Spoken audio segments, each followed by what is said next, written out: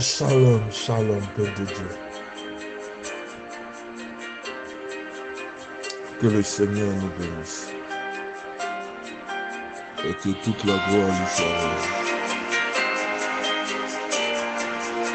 Il est merveilleux, il est magnifique. Il est élevé au-dessus de tous les cieux. Et les anges l'accompagnent partout. C'est une immense joie, un plaisir insurmontable de parler de la part du Seigneur. Rien ne doit te séparer de l'amour du Seigneur.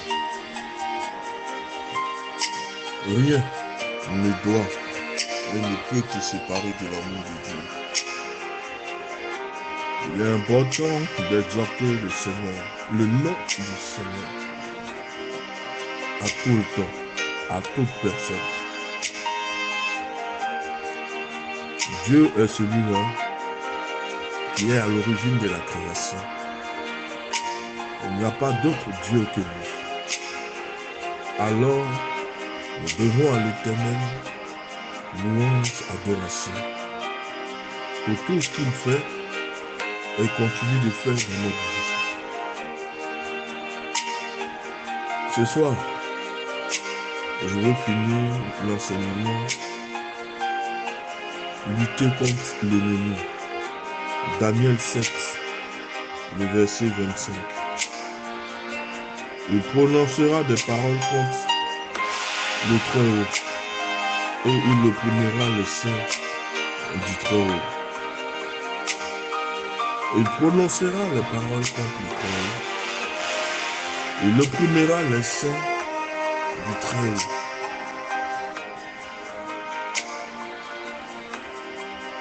Nous ne devons pas nous méprendre. Le but de Satan est de nous voir tomber. C'est ça le but de Satan. Et c'est ce que Satan attend. Satan joue de malus et de ruse, cherchant à pousser les enfants de Dieu, les pasteurs, dans une lutte inutile. Mais comme les hommes sont à la recherche de gloire et de prestance, il y a des affrontements qui sont inutiles. Mais il y a des personnes dont le but est de pousser les gens à l'affrontement. Parce qu'ils sont envoyés par le diable. Dont le but c'est de provoquer, sinon susciter la division et la colère. Mais nous prions que Dieu nous en garde de ces personnes, afin que nous marchions véritablement dans le chemin que le Seigneur a tracé, le sillon qu'il nous a donné. Le but de Satan, c'est de nous faire tomber. Et pour nous faire tomber, Satan va utiliser deux stratégies différentes. La première stratégie que Satan va utiliser, Satan va nous attaquer où nous sommes le plus vulnérables. Aussi, nous devons rester toujours bien protégés. Hier, nous avons parlé de la protection. La lecture de la Bible, le jeûne, la prière, le regard tourné vers le Seigneur, annoncer que la vérité du Seigneur. Donc, nous avons le regard tourné vers le Seigneur. Notre esprit doit être tout le temps protégé. Parce que Satan va nous attaquer où nous sommes le plus vulnérables. Donc nous devons rester bien protégés. La tentation à laquelle nous ne pouvons résister va devenir un compromis dans notre vie. Ensuite, il y aura une indulgence du péché. C'est-à-dire nous allons commencer à caresser le péché et nous allons dire, de toute façon, c'est un petit péché, l'Éternel ne voit rien. Un péché, c'est un péché. quel que soit son degré. C'est un péché. Il n'y a pas de petits péchés, il n'y a pas de grands péchés. Péché, c'est un péché. Donc, la première attaque du diable va venir de ta faiblesse. Là où tu te sens le plus vulnérable, où Satan va t'avoir plus facilement. C'est là qu'il passera. Et par la suite, tu vas commencer à caresser le péché. Et ça va déboucher sur ta défaite. Donc, Satan, c'est nos faiblesses. C'est comment nous attaquer.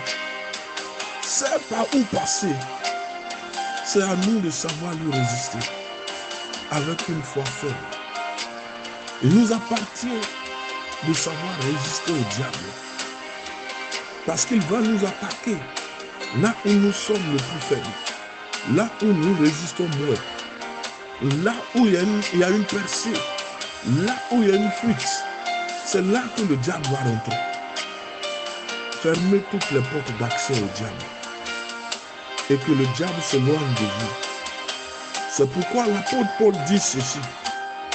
N'ayez pas soin de la chair pour satisfaire à ses convoitises. Romains 13, verset 14.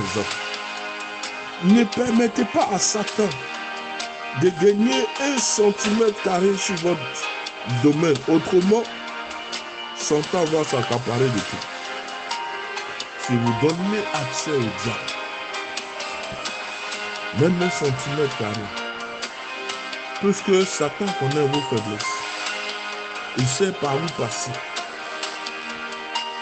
Satan viendra et commencera par gratter quelques centimètres, des mètres carrés, des kilomètres, et Satan prendra la totalité.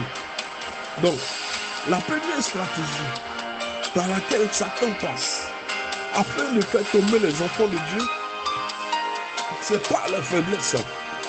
Donc, l'apôtre Paul nous incite à travailler durement la chair, de faire en sorte que la chair ne soit pas un obstacle à l'élévation de l'esprit.